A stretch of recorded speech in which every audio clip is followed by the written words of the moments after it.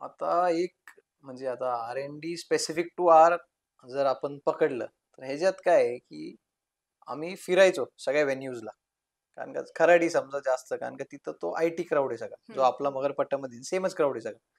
Same kind of disposable income, same kind of good crowd.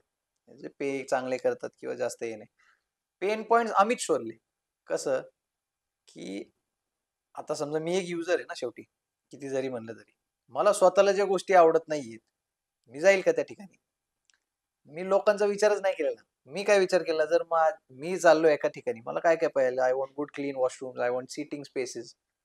Facility clean आणि well maintained पाहिजे. हं. Safety पाहिजे.